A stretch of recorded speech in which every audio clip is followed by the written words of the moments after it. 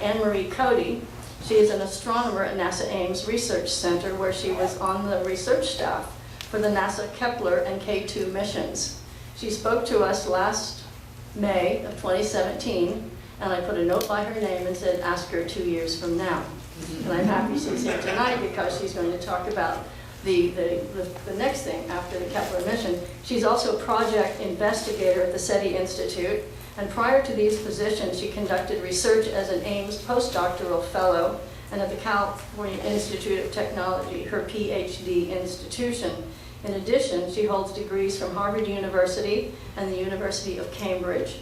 Dr. Cody has been involved with a number of space telescope missions, which she has used to conduct high-precision measurements of the brightnesses of stars at optical and infrared wavelengths.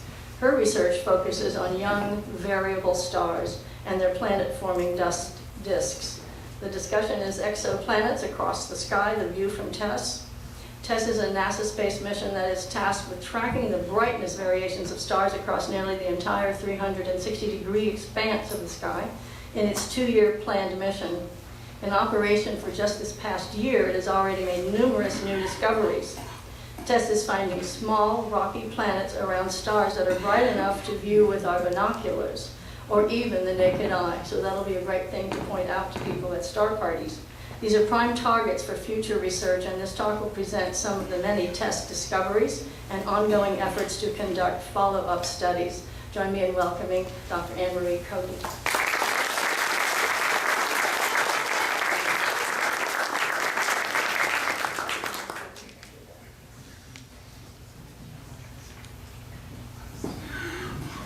Okay, thank you everyone. I'm very happy to see you all here tonight. Is the light level okay? We went darker. I think that's good. I prefer it to be bright than people to get sleepy. So as Linda said, I was here 2 years ago to talk about the Kepler Space Telescope, and it had a main mission and a follow-on mission called K2. I am still actually involved with those missions, and I'm going to talk to you a little bit about what has happened with those missions in the past 2 years and how that has now led to the next great thing, which is TESS. That stands for Transiting Exoplanet Survey Satellite, and that's an artist's conception of it right here. So NASA has a number of exoplanet missions, and every 10 years or so, astronomers get together and discuss what the priorities should be for NASA space missions, not just for exoplanets, but for all of the questions we want to answer.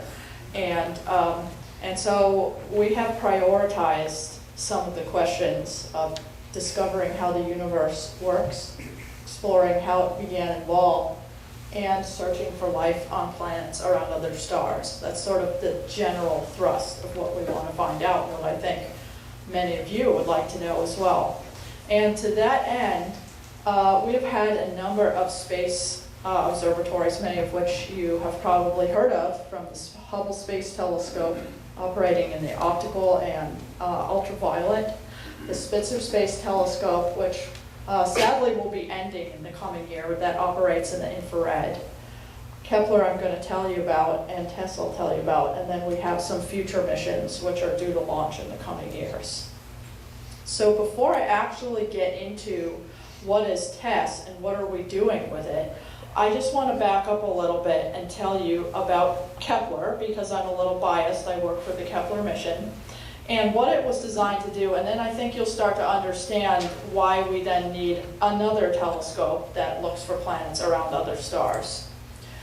So here's a picture of the Kepler telescope. It is no longer operating as about a year ago, but it is still up there, and in fact it's in something called an Earth trailing orbit, so it's actually following the Earth around the sun. So it's still out there, but it's no longer observing or sending down any data to us. Initially, the main design of Kepler was to look for terrestrial planets, so roughly around the mass of the Earth, that may be habitable. In other words, that may have temperatures conducive to liquid water. And so that means that they are at distances from their host stars of approximately 1 astronomical unit, or the distance from the sun to the Earth. So the goal of Kepler was to look for these planets around other stars, and in order to do that, it had to look at many hundreds of thousands of stars. Kepler is a roughly 1 meter telescope, and it observed for its first 4 years at this patch on the sky, which you can see here superimposed on the Milky Way, which is this band here, in the constellation Cygnus. That patch of sky is roughly 10 degrees across, or if you go outside in the dark night and put your hand up, that is about the patch of sky that Kepler looked at, which I should note is for professional astronomers, at least, who are used to using telescopes like Hubble and so forth, that's actually a very large field of view, and you need that to look at these hundreds of thousands of stars. So Kepler actually stared at these stars in this field and co-added in the images that it took with its detectors every 30 minutes for 4 years. And so that data set is actually available and has been for a while to anyone in the world. You can download Kepler data and look at any star in that field. And I can tell you after if you want to discuss more about how to access that data. Now the key with space telescopes is that when you're not on the ground on Earth, you don't have to deal with the shimmery nature of our atmosphere. So that is one of the keys. We are able to measure the brightness of stars to precisions of order 10 to 100 parts per million, which is far, far better than what we can do from the Earth. And that's important because, as I'll show you in a moment, to actually detect Earth-like planets, we're looking for a very, very small signal, which is a brightness dip of these stars in question. The other key, though, is that in order to find planets around other stars, we need to be able to stare continuously for a long time. As I'm sure many of you know, up here in San Francisco, even when it's nice and dark, you get clouds, you get other interruptions. Every day the sun comes out. That's not very conducive to looking for planets. When we go into space, as Kepler did, we can actually stare at those stars continuously for months and months and build up a nice data set. So Kepler is an optical telescope. If you're familiar with angstroms, 4,300 to 89 angstroms, that's roughly the visible bandpass of its filters. And it had 4 arcsecond pixels. So this is important because I'm going to tell you later how TESS differs. So for those of you that aren't so familiar with how detecting planets around other stars work, it's easiest to actually look at an image of the sun. Do you know what that is? That's the planet Mercury. So that is a transit of Mercury. And if you imagine that you're staring at the sun from far away, you don't actually see the disk of the sun. You see the integrated light coming from it in one little pixel of your telescope. However, when you have such a tiny planet going by, it's a dark spot. The integrated light goes down by just a little bit. And for Mercury, that is 0.002%. In other words, it's a very small number. So if you're measuring the brightness of the sun from far away and you want to detect that it got dim by that amount as Mercury went by, you better have a very, very high precision telescope like Kepler. So that's Mercury. Now this is not an actual transit, that's just a black dot superimposed, but there's Earth. Earth is a little bigger, would cause a 0.01% dip. And then if we put Jupiter there too, Jupiter-sized planets cause about a 1% dip, which is just about amenable from ground-based telescopes. So this, in a nutshell, is how one of the main methods that we use to detect planets, to detect planets around other stars. So this is called the transit method. There are other ways to find planets around other stars, but this is the one I'm going to focus on because it's what Kepler and TESS use. So why are these transiting planets interesting? So here's another schematic of a planet passing across the face of the star. And as I just mentioned, if you measure the brightness of the star, the light curve, which is brightness over time, you see a drop which tells you about the size of the planet and how far it is orbiting from its host star. In other words, the period of its orbit. From these transit measurements, you can actually, and combined with some follow-up from other telescopes on the ground, you can measure properties of that planet, including its radius, its mass, and its density. And for planets around fairly bright nearby stars, we can actually start to see if they have atmospheres, and by probing them with spectroscopy. And that's because when this planet is right at the limb of the star, you get light going through the atmosphere, and you can actually see the difference between the star spectrum and the star plus planet spectrum. Now, the trick is, though, we have to look at many, many stars to find transiting planets, because geometrically speaking, you have to have a precise alignment of the planet's orbit with the, your line of sight to the star. So if the planet's orbit is face on, you're never actually going to see it eclipsing across the face of the star. And so if you think about it, if you're far away and you are looking for the transits of the planet Earth across the sun, there's only about a 0.5% chance that you are in the right position relative to the Earth-Sun system that you're actually going to see that transit. So therefore, these space-based surveys have to, by necessity, look at many hundreds of thousands of stars in order to find a handful of transiting planets. And so there's a couple of different ways to do this. One of them is the Kepler strategy, which we refer to as going narrow and deep. And so that's looking at one patch of sky, but looking at stars down to fairly faint magnitudes. And the other strategy is to look at a wider region of sky, but only at the brightest stars. And so by both of those methods, you can look at collectively hundreds of thousands of stars for planets.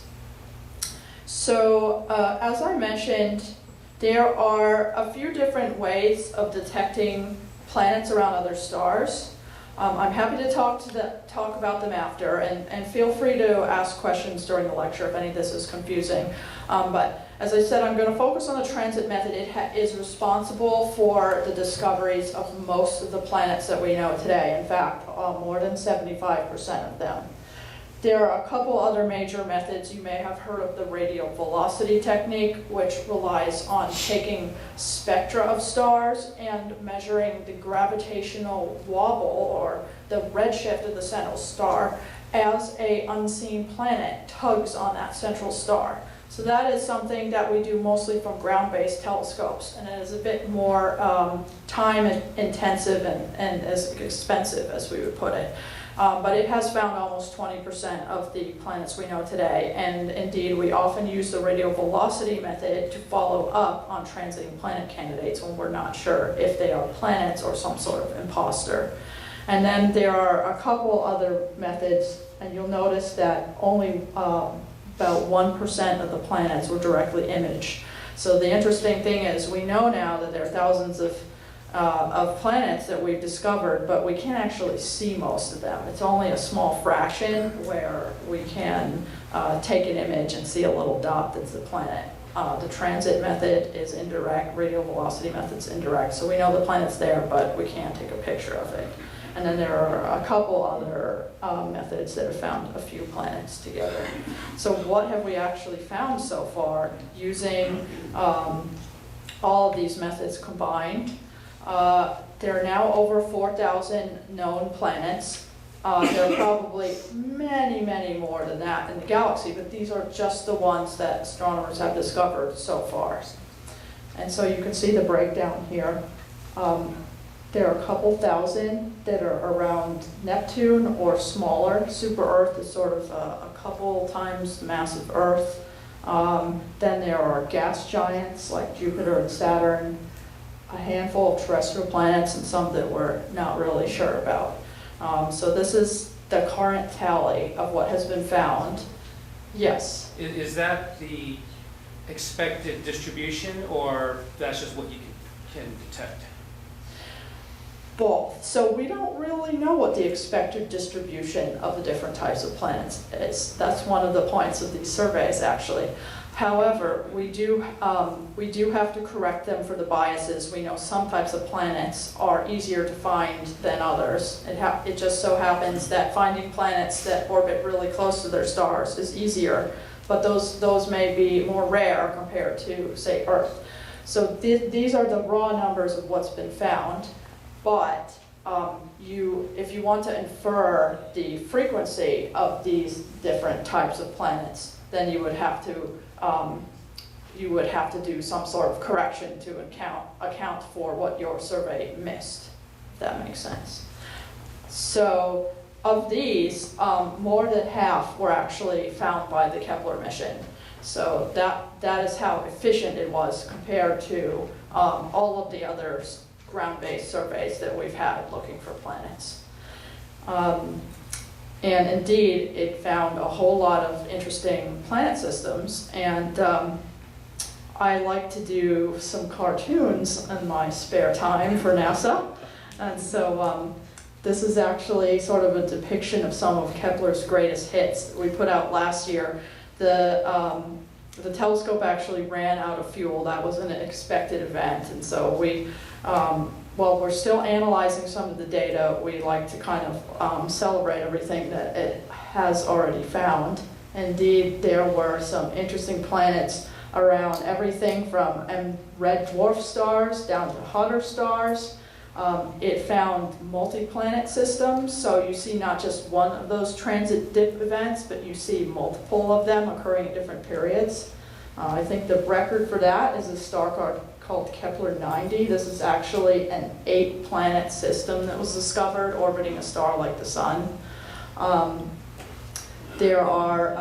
So with the 4-year baseline of the original Kepler mission, that means we could find planets in orbits up to about 4 years, and so some of them are orbiting further out than the Earth does from the Sun, so some of them are cooler, and then some of them are what we would call the hot roasters, so they're way too hot probably to have life as we know it.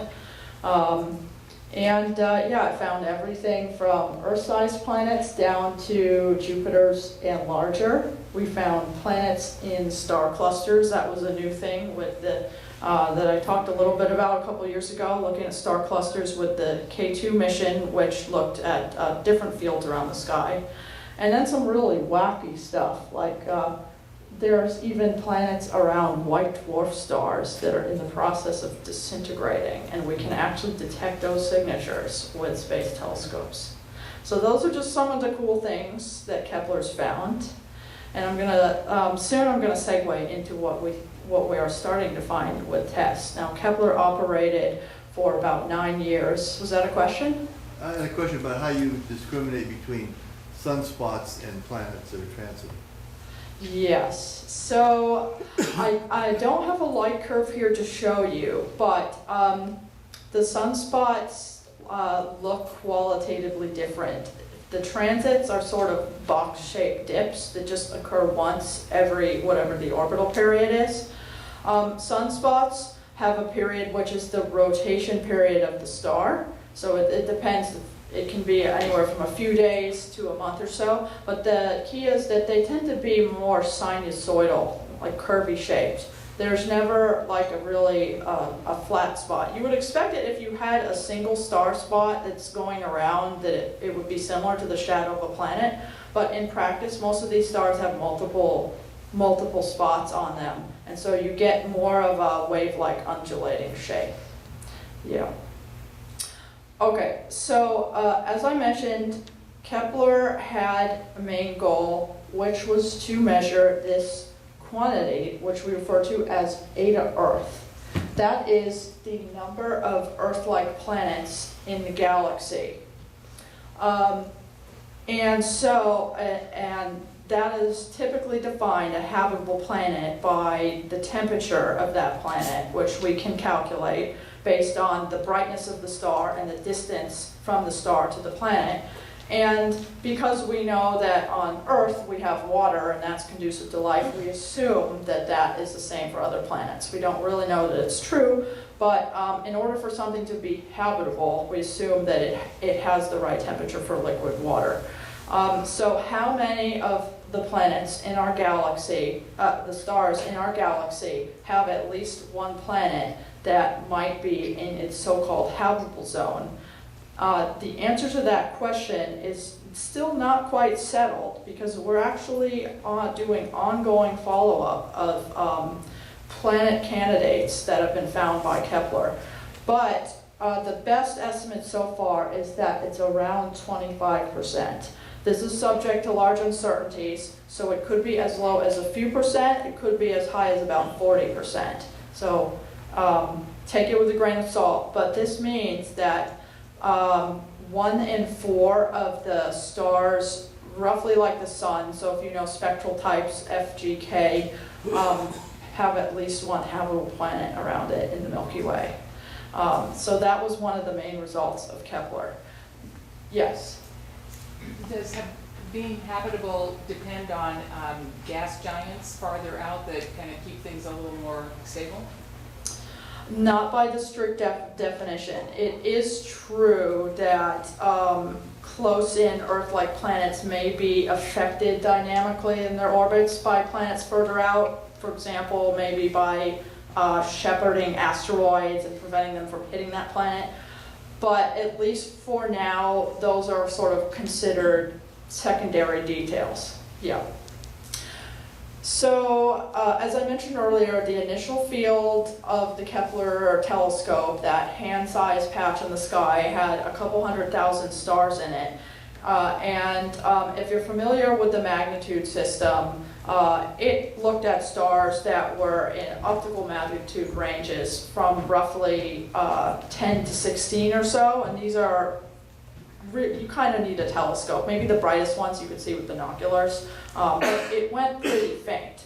And so it's great that Kepler found all these planets. However, in order to actually study the planets that have been discovered, what really helps is having nearby bright stars. And bright enough to, say, see with your binoculars. That helps with the follow-up missions, which need to take spectra of the stars, and the brighter the star is, the better the signal you have to look for, say, molecules in a planetary atmosphere. So while Kepler did what it was designed to do, we kind of realized partway through that in order to study planets that may be potentially Earth-like, we need a whole new mission. And that is where the TESS mission came in. So it was proposed and approved by NASA over the course of the Kepler mission, when it was realized that we need to look to find exoplanets around more bright and nearby stars. And so that has been the goal of TESS. And it was launched about a year and a half ago, in April 2018, aboard a Falcon rocket from Cape Canaveral. TESS is just in that little tube in the end there. And everyone was very excited to see what would happen. It was a successful launch. And in July of last summer, it started taking data. So how does this mission actually compare with Kepler? There we go. So there's the patch of the sky that Kepler looked at in the constellation Cygnus. This is one camera of TESS. TESS actually has 4 cameras pointing at the sky, so you can see how much bigger its field of view is compared to Kepler, which is that yellow patch. And then if we expand it, here's the Milky Way. Kepler also looked at these patches here as part of its extended mission.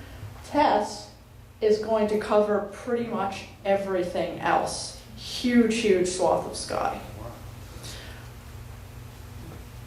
And there we have the celestial sphere again. So it's basically going to look at everything that Kepler did not look at, although it's also going to look at the initial Kepler field as well. So a little more about the mission. It actually consists of 4 10-centimeter telescopes, so not that big, And each one has its own little field of view on the sky, going from around the ecliptic latitudes up to the ecliptic pole. They're each 24 degrees across, so if you remember Kepler was 10, these are, as you just saw, significantly bigger. It's also roughly in the visible wavelengths, although it goes substantially redder than Kepler did, and there's a reason for this. It's because we want to look at the red M dwarf stars for planets. And it's also in a slightly different orbit than Kepler. It's called an eccentric high Earth orbit. So it basically goes from about 20 to 60 Earth radii eccentrically. So initially it was going to be a 2-year mission. We received word a couple months ago that it's already been extended, and you'll see from the successes it's already had. And it spent the last year looking at the southern hemisphere on the sky. So basically what it does is it spends about a month looking at 4 patches of sky, and then it moves over in to a new patch until it's done the entire hemisphere. And then at the top here at the ecliptic pole, the cameras are actually, stars that are in those regions actually fall into the cameras during the entire year. So depending on the star of interest, you could have either a month of data or an entire year of data. And as I'll tell you later, all of this is actually becoming available to not only astronomers, but anyone in the world who wants to look at it. So keep that in mind while I tell you a little bit about what TESS has been doing. If you have a favorite star and it's not right on the ecliptic plane, chances are you could get some TESS data on it and see what it's up to. Okay, so the other key difference is that while it also is looking at a couple 100,000 stars like Kepler did, some of them it's actually gathering data on every minute for at least a month straight. Now those not all stars have this 1-minute cadence data, as we call it. However, it downloads to us the entire camera field of view every 30 minutes. So that's why I said if you have a favorite star and you want to know what it's been up to, you could get measurements of it every 30 minutes for at least a month straight. So it's looking at mainly dwarf stars in the magnitude range of 4 to 12. And if you're familiar with that, you know that magnitude 4 stars, you can go outside and see them with your eye. So it's looking for planets around pretty bright stars, and it's already finding some, as we'll show in a minute, and it's pretty cool that soon you can go out and just point at something and tell your neighbor, hey, did you know there's a planet around there? So this diagram is just illustrating that. So Kepler looked at mainly stars that you'd have to use a telescope to see, and then in red are TESS targets, and this is a prediction, a simulation of the types of planet sizes that it could be sensitive to. So this is Earth radii, so things about Earth size can be found by both TESS and Kepler, but with TESS we'll be looking around mostly binocular targets. So what is it that TESS is actually designed to do?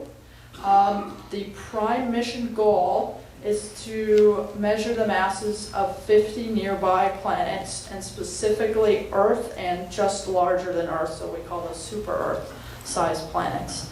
But the real goal is that we want to find interesting targets that can be followed up with NASA's future space missions, such as the James Webb Space Telescope, that are going to be doing fundamentally different measurements, such as gathering spectra of these stars and their planets, and to try to actually detect atmospheres around the planets, which is something that we cannot do with TESS alone.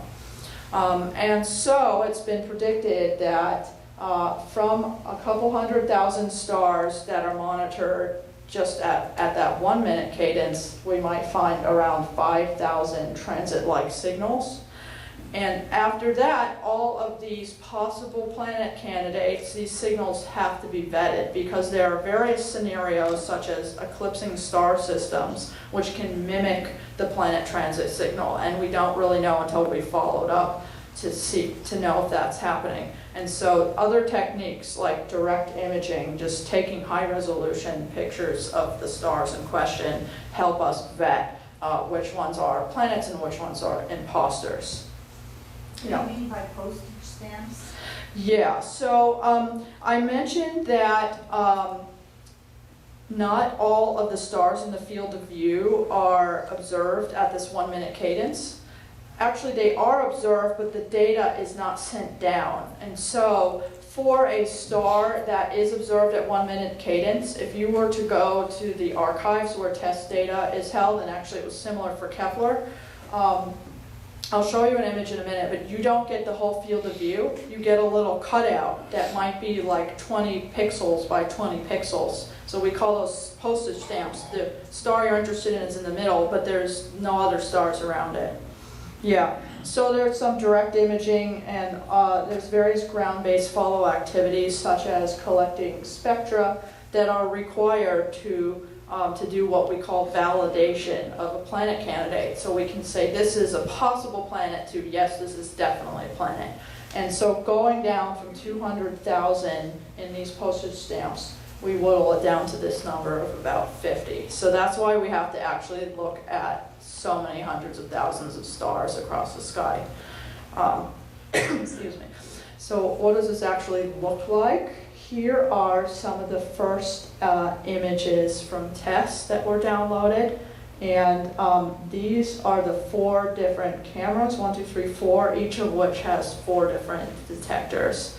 And you can see stars, you can see some galaxies, and there were indeed a couple transiting planet candidates that were found in what we call the first sector. So each 30-day observing campaign is called a sector before it moves on to the next patch of sky. So this is sector 1. And I'm going to show you, you can't really see because these are such huge fields of view, what's in that circle. But there's a star in there, trust me. And sure enough, there were planet candidates. These are artist conceptions, of course, because we don't actually see that when we look at the data. And so these just have various slightly boring names, which you may have heard of, LHS 3844b. All of the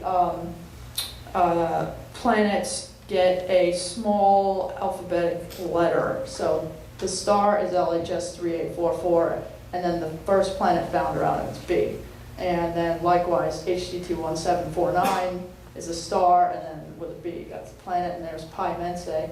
This one has a C because actually there was already another planet found around it. So what do we know about these systems? Pimen Sayer was actually the first TESS target star with a planet found around it. That was the first announcement. The star itself is slightly larger than the sun and a little bit brighter. So there it is right there. And I should have mentioned earlier, but actually the pixel size of TESS is considered very large. Kepler was 4 arcseconds across. TESS is actually 21. So it's okay for looking at bright stars, as you can see this one right here. You can measure the brightness, but there are all these little other stars around it, some of which might merge in with the pixels of the star of interest. And that's one of the reasons why we have to do so much vetting, because you get multiple stars blurred into the same pixel. And we have to do higher resolution imaging from the ground to make sure that this star that we're looking at actually has a planet, and it's not like some other one that happened to be merged in with it. So in this case, Pimen Sayer, the planet, was thoroughly vetted, and so it was announced as TESS's first planet find. And it's just a few times the mass of Earth, twice the Earth radius, and it's orbiting very close to its host star, so 0.07 AU. So it's basically, it's on an orbit much shorter for about 6 days. So this is a very hot planet. I would doubt that there's any life on it. And here is the next one. This star, LHS 3844, actually I'm not even sure which one it is. I have to go back and check. But it is, it's an M dwarf star, so it's much smaller and redder than the sun and much cooler as well. And this was also a small, probably rocky planet orbiting very close to its host star, LHS 3844b. And it actually goes around its red dwarf host once every 11 hours.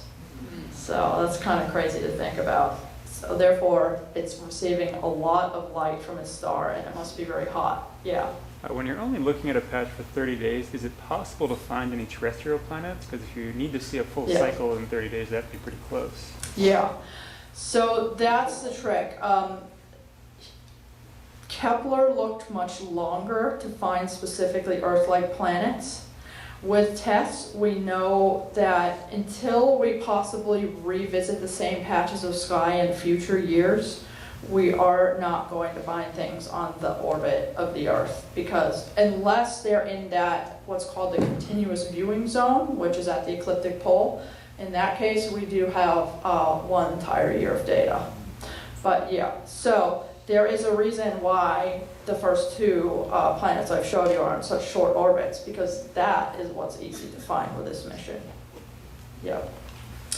And then here's this other one, HT21749. This is also a star that's a little bit smaller than the sun. And in fact, when you look at the star, it's not really rounded, and that's in fact because of the telescope optics. So it's they've got kind of funny shapes to them because you're looking at such a wide patch of the sky. And so when you go to the corners of the detectors, you get these non-circular shapes of the stars. It's not really a problem for detection, but I thought I'd mention it in case someone said, you know, that looks like a UFO or something. So this one's bigger. It's more of a Neptune type planet. It's 23 times the mass of the Earth and a few Earth radii, and it's orbiting every 36 days. So we can find things up to about that orbital period. Yeah. I read somewhere that it was estimated that 1 out of 2 stars has at least 1 planet. Is that an accurate figure now, or it seems like you're showing it less frequent by what you're showing so far? Well, so what I'm showing so far are just the initial discoveries from TESS. And if you remember to what I said earlier, it's only detecting planets that are geometrically aligned such that they transit their host star. So it's certainly possible that 1 out of every 2 stars is a planet, but we don't see them transiting across their stars. Yeah. Now this system is interesting because in fact it was discovered that there's a second planet that might be Earth-sized. So that's possibly TESS's first multi-planet system. So these were just the first few that were discovered last year. And so to put it in perspective with the planets that have been discovered with Kepler and other methods, I want to show you how close they are to us. And so that means the closer they are, the brighter they are, and easier to follow up. So if you can see these circles, if we have our solar system in the center, and then the first circle is 10 light years, and then we go out to 30 light years, these are the first 3 TESS planets that I just showed you, going around the sky at various locations.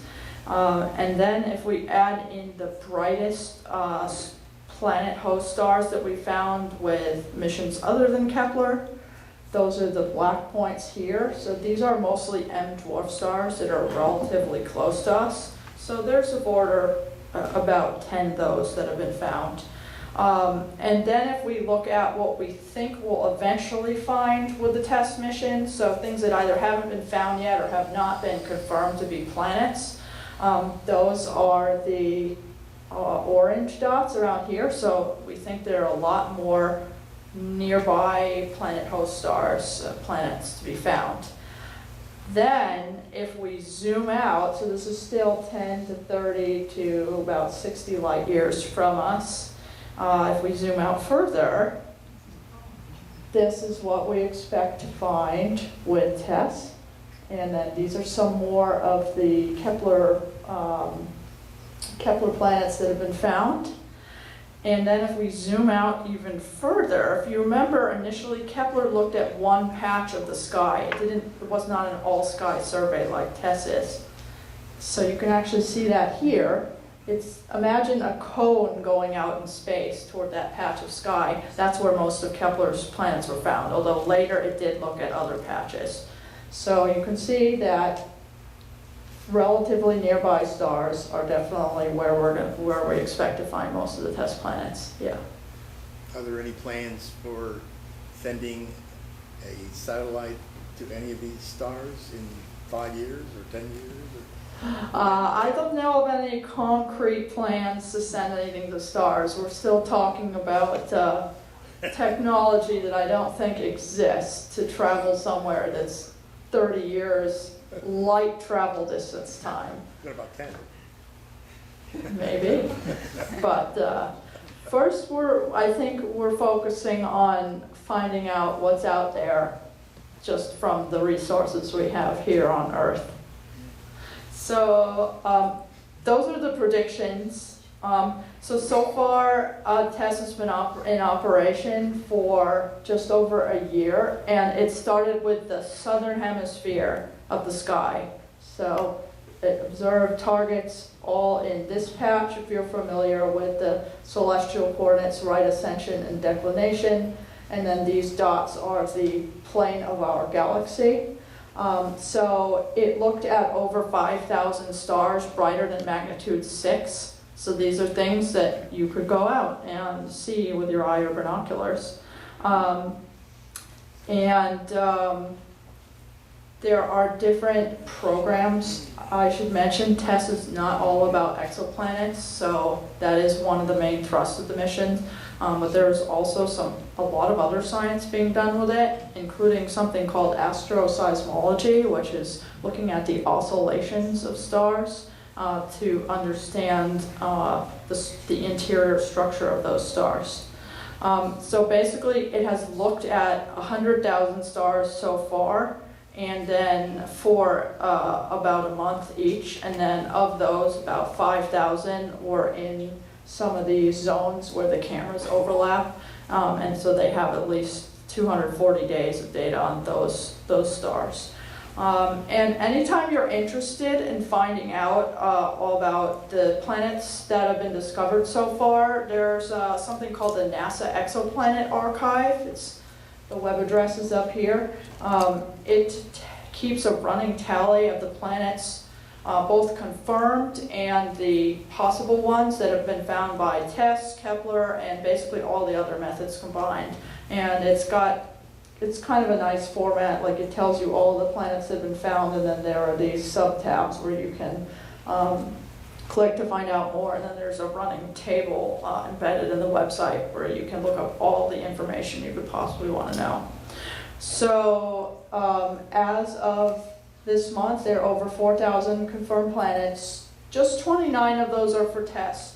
But there are many more candidates. There are over 1,000, but it takes quite a while to do all these follow-up activities when you find a potential transit signal to figure out, is it really a planet or is it something else masquerading as a planet? So it takes typically over a year to do that. So that's why only 29 of them are listed as actual confirmed planets yet. There's going to be a lot more of them. My understanding is that it's less than 1% of the orbits would be in line for us to even detect the transits. So that's a considerably small number. Yeah, so it goes up for the close-in planets. You have more than a 1% probability of detecting the transit. So it depends. things further out like the Earth, yes, those are very hard. But if you have something going around every 11 days, the geometry is such that you have more than a 1% chance of seeing it. So that is, again, a reason why the TESS mission is specifically finding things in close orbits around the host stars. Yeah. When you can determine the radius and the mass of a planet, can you then infer whether it's metallic, has a metallic core similar to Earth, thereby having a metallic field or a magnetic field which protects it from the emissions of the host star? Yeah, Which so, seems to be another condition for life. mm-hmm. So far, we can't really distinguish very well between core and other distributions of mass inside the planet because we only get the bulk density. So if the density is high enough, we can say, yeah, it definitely has to be some kind of rocky metallic material in it somewhere, but we can't really distinguish whether it's concentrated in a core or not. Yeah. What percentage of the TESS stars are red dwarfs? What percentage of TESS stars are red dwarfs? I don't actually know, but we could find out very quickly by going to this website. And so I should mention before, if you do visit here, before things are confirmed as planets, they are called TESS objects of interest, or TOYs, in case you're wondering what that is. So yeah, it is, the telescope is more sensitive to close orbiting planets, and particularly these types that we refer to as hot Jupiters, which are gas giant planets orbiting fairly close to their host stars. This is just an artist's conception, of course. And so I was a few months ago at the first TESS science conference where astronomers were reporting results of interesting things they found by studying the TESS data. And so some of those astronomers have focused specifically on the frequency of these hot Jupiter planets around other stars, and those are interesting because we don't have a hot Jupiter in the solar system. We have a relatively cold Jupiter, and so it's an interesting question of how such a large gas giant planet gets in really close to its star, and so in order to address that, we have to know how many stars actually have these. It turns out not too many, but they're very easy to detect. And so this is one study that looked at almost 50,000 stars with TESS in the data set that was downloaded every 30 minutes. And so this blue swath is actually the distribution of stars looked at in this sample by brightness. So bright stars are up here, faint ones are down there. And these are their colors. So the red stars are on the right side and the blue stars are on the left. And here are their spectral types, so relatively blue A stars, and then F and G stars are more yellow like the sun. And then you have their masses relative to the sun, so the sun is basically right here. So there are small numbers of these hot Jupiters, which are listed here, that have been found so far with TESS, so 4 hot Jupiters around A stars. But it's actually enough to derive some statistics on how common these hot Jupiters are, and that's called their occurrence rate. And so looking at those different types of stars, from hot A stars down to sun-like G stars, you can see that the hot Jupiters become less frequent, and this y-axis is in percent. So you can actually see that less than 1% of stars have hot Jupiters, even though we've found a ton of them. And they seem to be more common around stars like the sun than the higher mass stars. So that's interesting. One other thing, yeah, question? Two, is there a European space mission, anything like this? And the other question is there an error rate where you might go back and observe again and find out that you made a mistake and such a star didn't have any planets and you thought it did, but Yep. Are you going back and rechecking your data? Yes. So the answer to both those questions is yes. There is a European mission called Plato, which is somewhat similar. It is not launched yet, but it is also looking at looking for planets with the transit method. Yes, so I believe it will be the case with the TESS mission. It certainly was with the Kepler mission that there were different data releases where initially we presented the best data we thought we had, and then we'd go back and kind of massage it further and see, are there any more planets that we didn't find before? Occasionally there are indeed papers that say, hey, this star that someone reported to have a planet, we reanalyzed the data and we don't think it's there. And what did you learn when that happens? Yeah, so ultimately for Kepler, those numbers, how many stars have planets and of which type, informs this value of what I mentioned earlier of eta Earth.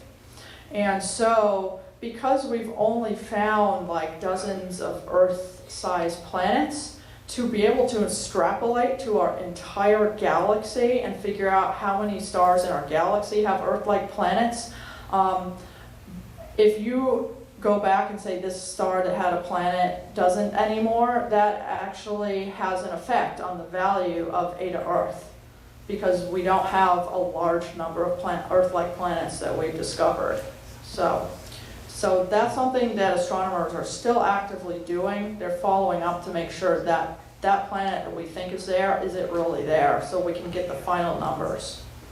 Yeah. So do you have to revise your methodology when you find you made mistakes? You know what I mean?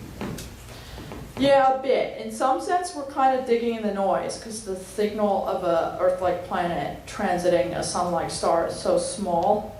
And so, so some of it's a question of, are we seeing something that's there or that's not? And people do come up with new ways to analyze that data, but in some sense, if it's noisy, it's always going to be kind of a probability of whether we found something or not. We can't know for sure for the smallest planets. Question up there. What is the reason of TESS mission focusing on dwarf stars? Well, so I guess dwarf stars are, there are many more of them in the sky. And so if we're looking specifically for habitable planets, in some sense that's our best bet for finding them. Well, sun is dwarf. Our sun. That's true, yeah. Yeah, so it's also a question of how easy they are to follow up. So we're trying to maximize the exoplanet haul in different ways. And so we want to look at around the stars that are most nearby to us, and it just happens that those are of the mass of the sun and a little bit lower. But they're also easy to follow up. So the brighter stars, if you want to confirm that a planet you think is around them is there, they become so hot that when you obtain spectra from them from ground-based telescopes, there are spectral lines that appear in the cooler stars that get washed out in the hotter stars. And for that reason, it becomes harder to actually detect the signature of a planet gravitationally pulling on that star. So speaking of dwarf stars, I just wanted to highlight one other, a cool red dwarf star with a exoplanet, or as you'll see in a moment, multiple exoplanets around them. This is called GJ 357. There's an artist's depiction. This is 31 light years away from us, and it was actually just announced, I think a month or two ago, that this is a 3-planet system. The first planet was found by TESS, then they followed it up from the ground, and they found via these complementary radial velocity methods 2 more planets on longer orbits that could not be found by TESS because of its month-long observation period.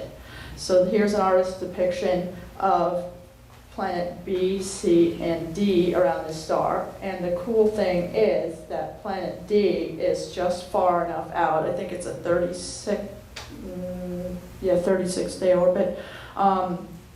That it is probably in the habitable zone of that star. In other words, it may host liquid water. Whether it actually does yet, we don't know. It's got to be followed up with future facilities.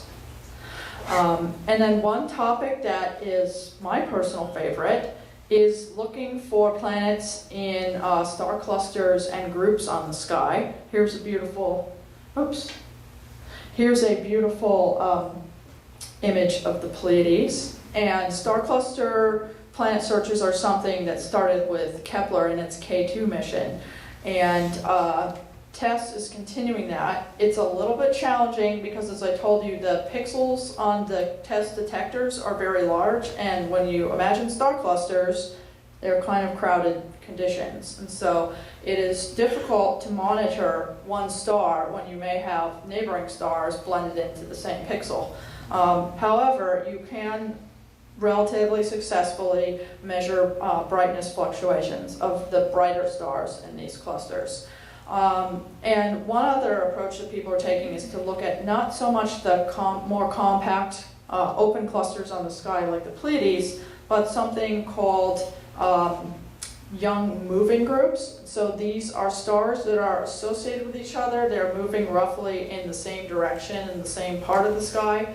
But to us, they're fairly close by, so they're dispersed all across the sky. And so they're relatively easy if you have a huge field of view like TESS to search for planets there. And there's one group that's doing that that's called the Time Collaboration. And they're looking for exoplanets in clusters and moving groups.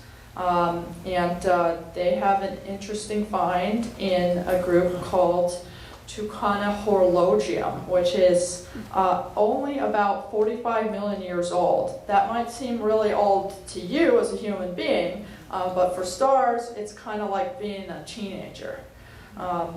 So this group of astronomers has targets all across the sky that they're looking at with TESS. Those are depicted in blue, and then the ones in this Tuck-Hor moving group are in pink here.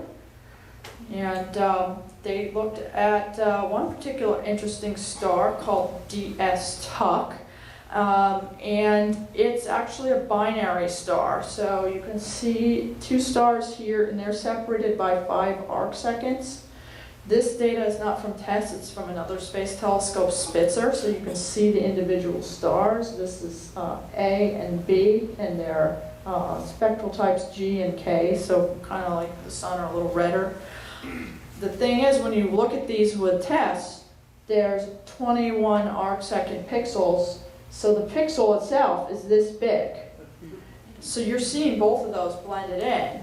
And how do you tell if you see something interesting which star it's coming from? So let me show you what the brightness of DS Tuck actually looked like when it was observed by TESS. So this is its brightness over time. So this is about a month-long period. And it has variations around a few percent. And you can see just how exquisite the data is from these space telescopes. You might have like 1% precision from a ground-based telescope, and instead you see all these interesting features. This is generally what a star spot looks like. Someone was asking earlier. You can see it's quite qualitatively different than just a box-like dip that might be caused by a planet. But wait, there is actually a planet in here. And you probably can't see it, but these little red arrows guide your eye, and if you zoom in, you see that there is this dip amongst the other variability. Really, really small. So it's about like 2 parts in 1,000 is the depth of that dip. So this is one of the challenges for looking at the very youngest stars. They tend to have a lot of spots, and they tend often to look like this. So finding this little signal among all this stuff, which is interesting in of its own right, is pretty hard. And then on top of that, we have to figure out which star actually has this planet, and is it a planet at all? So the Time Collaboration, this group of astronomers did a whole lot of follow-up with other telescopes. And they found that the planet is actually around star A, so they used higher resolution observations with the Spitzer Space Telescope. And not only that, but they figured out what the alignment of the planet orbit is. And Here's just a depiction of the two stars and the planet which belongs to star A, and it seems to be in the same plane roughly as the two stars themselves, which probably tells us something about how that planet formed in a binary system. This star is magnitude 8.5, so you might be able to go out and see it with your binoculars and say, hey, I know something interesting around that star. So that's one of the, another cool find by TESS in its first year. And in the final minutes, I want to tell you a little more about follow-up, such as what was conducted for this star and can be done for other stars that may have planets, and what that involves, and maybe how you can get involved. So there's a couple facets of following up possible exoplanet candidates from the ground. Some of that is high-resolution imaging, so that when we find something in these huge pixels of TESS, we can get a better image and see actually what's in there. Is there one star? Are there multiple stars? Can we pick up the transit around one specific star? After that, we do spectroscopy to learn more about the stars itself. What is its spectral type? What is its metallicity, things like that. And then finally, this Doppler spectroscopy is the radial velocity method that I mentioned at the beginning, which is what tells you the mass of the planet if you can measure the gravitational tug of the planet on the central star. And that requires much larger telescopes, like 8-meter telescopes typically, although for the bright TESS stars, it may be amenable to smaller ones. So we have thousands of exoplanet candidates all across the plane of the sky. Here's TESS in the middle, and then next time you go out and look at all these bright stars that you can see with your naked eye and binoculars, just think how many of them may have planets around them. And can you actually help figure out which ones have planets? And the answer is yes. So there are some ground-based efforts being run by the American Association of Variable Star Observers, which is aavso.org. And because the stars being targeted by TESS are so bright, it turns out that it is not too difficult for folks with moderate-sized telescopes to take images and generate light curves of some of these possible planet host stars. And so just really quickly, here's one of the things that people have been doing. So if you see a star with TESS, and you want to know, is the signal due to a planet or is it due to what we call a false positive, so a nearby eclipsing binary system, which is not a planet with a star, but two planets eclipsing each other. And so in the ground-based image, you might see two stars that were blended within the TESS image, and you can potentially make a light curve like this one that someone took here of a TESS object. And typically, if it's an eclipsing binary system, you get a more V-shaped light curve when the two stars eclipse each other. And then if it's actually a planet, it's more square or bucket shaped. And so that's one of the vetting methods that people use to figure out, is it a planet or is it something else? So you can join some of these ground-based efforts, and I'm mentioning it now because TESS is starting to observe the northern hemisphere as of the last month or so. It's going to be doing that for the next 12 months, and amateur astronomers are in need to help with this follow-up. Not only that, but the AVSO does have a program to help anybody with the equipment who wants to join in this vetting to learn exactly what to do. They are going to be offering an online course starting in November. You can go to their website and register for that. There's a little bit of information here that I'll leave up on the end. And this will make sure that you are set up and understand how to do the follow-up. There's also a little bit of information on one of the AAVSO staff It has a website, which is astrodennis.com, and he's got a guide to exoplanet observing with your ground-based equipment. So there's some resources there. Yeah, we have a question. Final one, for me. Although not part of the initial mission, is it possible to detect either black holes or Planet 9 using the transit method? Well, two different questions. Planet 9, what would it actually be transiting? Well, it's out there somewhere. I saw Yeah. a program recently where they know generally where it should be Yeah, based on the gravitational pull of the other planets in our solar Yeah. system. So if you were to look in that region of sky, yeah. and there's a star there, and if you see a dip in the star's brightness, I could see you, what could you you mean. confirm Yeah. that maybe that's Planet 9? Yeah, so I think probably, my hunch is that the probability of a Planet 9 eclipsing another star well beyond our solar system is probably really low. Yeah. But it's interesting you mention that, because not with TESS or Kepler, but the Hubble Space Telescope, one of its cameras, people have used that method of to detect Kuiper belt objects and far out in our solar system, basically eclipsing other stars and measuring some of the properties of those Kuiper belt objects. But it is a low probability event, so it's unlikely, I guess. As for black holes, you don't see a black hole directly. However, with the Kepler mission, and I think to some extent with TESS, although it may be hampered by the brightness limits, we can see the effects of black holes in the center of galaxies, like supermassive black holes that are creating gas around them and spewing out jets and things like that. And those are generally called active galactic nuclei.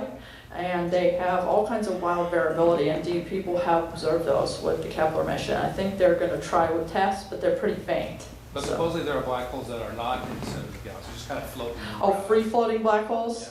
Yeah, so I don't think there are really many constraints on how many such things could exist. But again, I think it's the same problem as finding a Planet 9. The probability of having a free-floating black hole, which is a very compact object occulting a star far away, is extremely low. Yeah. Yeah. To what extent does NASA or anybody else think about what would happen if you found a planet that appeared to have life on it?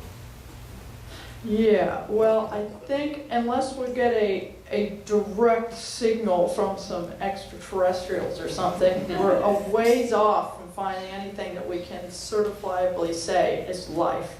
Right now, it's mostly, is there water and other molecules? So I don't know if anybody high up there has some plan for what they're going to do.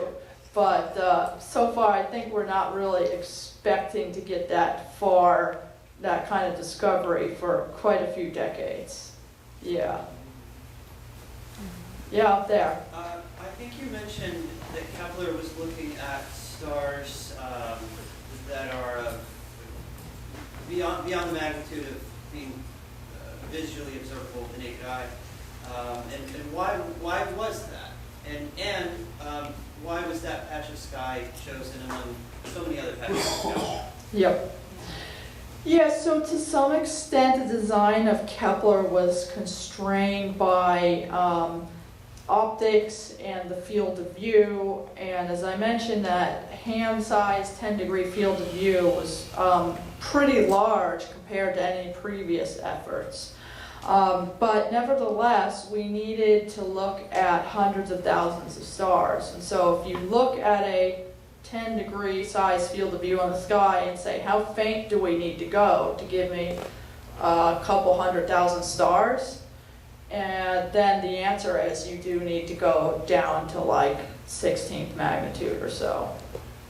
And why was that patch of sky selected? Yes, so Part of it was that it was specifically designed to be out of the plane of the Milky Way galaxy, because I don't have an image from Kepler of that region, but it's extremely crowded with stars when you look straight into the galaxy. And that, for the same reason I mentioned the issues of detecting planets in clusters, it's hard to follow up planet candidates. So the Kepler original field was specifically selected to be out of the plane of the galaxy so that it would be easier to follow up more planets around more less crowded stars. Yeah. Could you just flash on the screen again that exoplanet archive website? Sure. Let's see.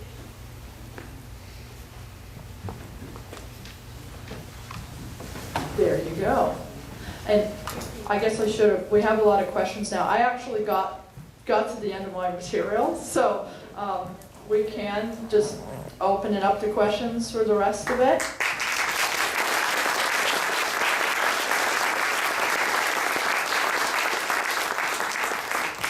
If you guys want me to put it back on the follow-up, the last slide, I can do that too. But yeah.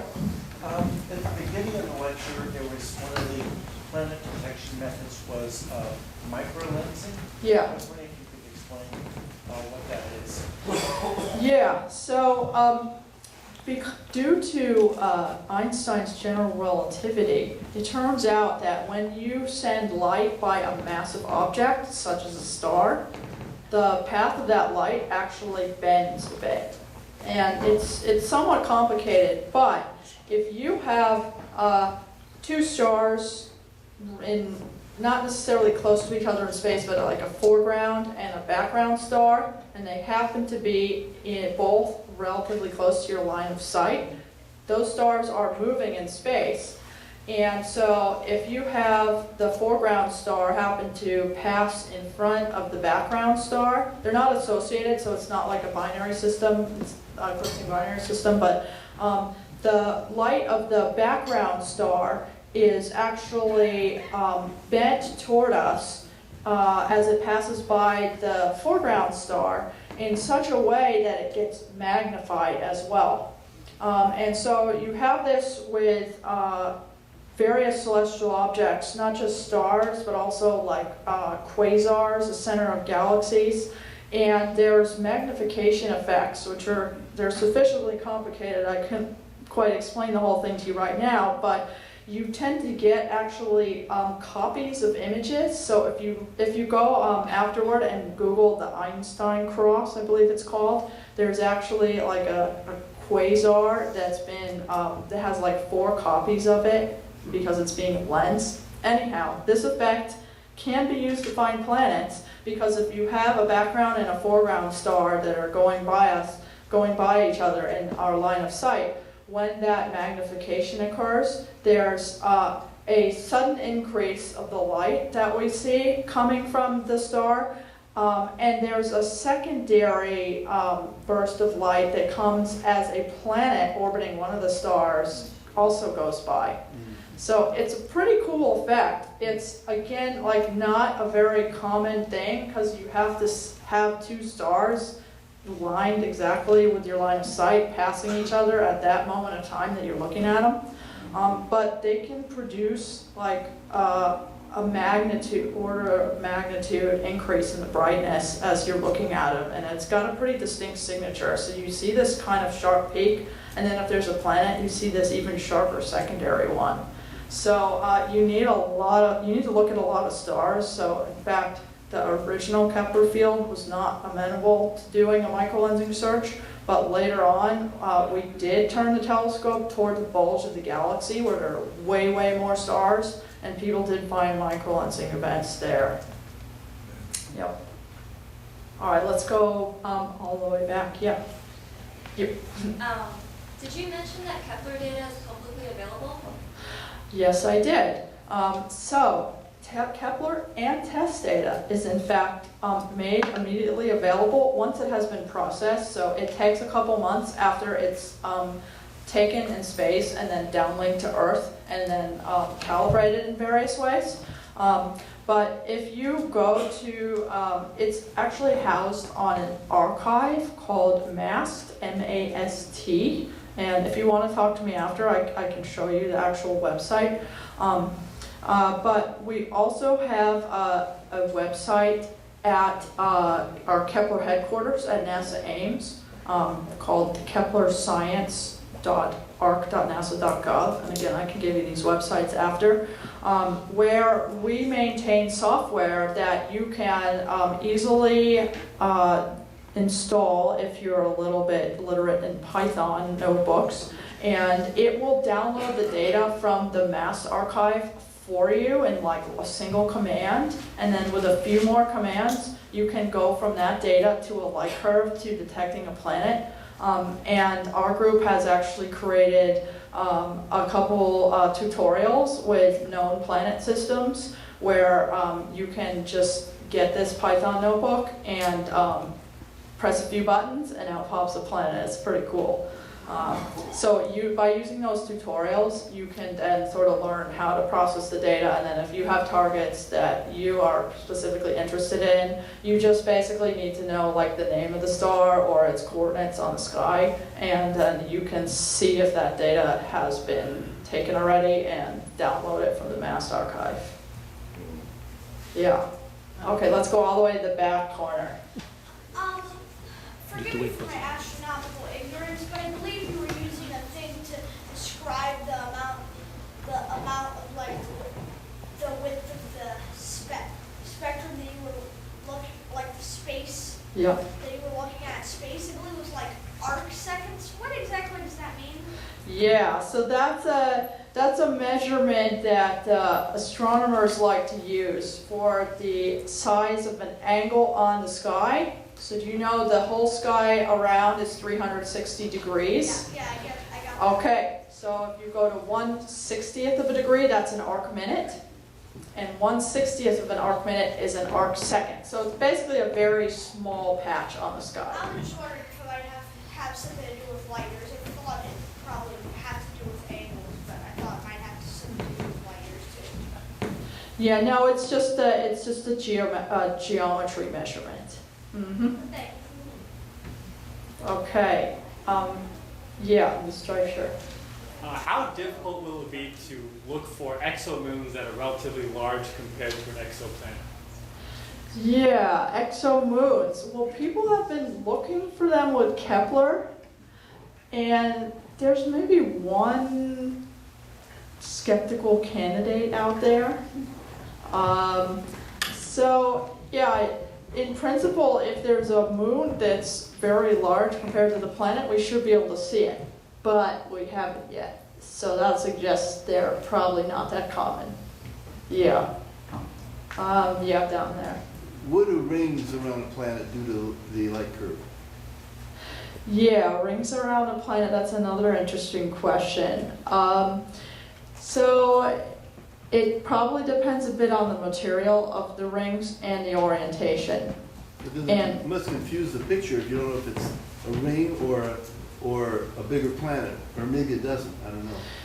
Yeah, so I think typically, at least for the planets in our solar system, the rings are relatively thin. And so if you consider the amount of light that's being blocked from the central star, I would suspect the rings don't actually block that much extra. But yeah, if you had rings that took up a large sort of spatial area and they were opaque, then yes, you could certainly get confused. What we have seen is not rings, but we can detect evaporating planets. So when they get super close to their host stars, some of them they're actually so hot that stuff is spewing off of them, and they're kind of like comets in that they have like a tail of material as they orbit, and those actually affect the shape of the transit signal that we see in the light curve. It's no longer a symmetric box shape, but it's kind of got like this asymmetric part where it enters the transit, and then you see like the effect of the long tail still blocking the star after the planet has passed by. So we found some things like that, which are pretty cool. Yeah. Yeah? What are the alternative objects that you observe that make for a false positive? Yeah, so what do we see that looks like a planet, it's not? It's mostly variations on eclipsing binary star systems. So for example, they often involve three stars, two of which are eclipsing and one of which is not, but happens to be blended in the same pixel. So if you have an eclipsing star system where the eclipses are like 5–10% deep, but then you merge another star into the same pixel, it's unassociated star, the depth of the eclipse goes down and then suddenly looks like a smaller transit. And then you can also have, so there's like different, depends on if the eclipsing binary system is in the foreground or the background, but it almost always is two stars eclipsing each other. Yeah.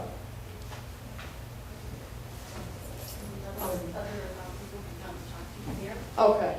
But I'm so thankful that you were here tonight, and I'll mark down having 2 years from now. I'm not sure what mission is launching in 2 years, but.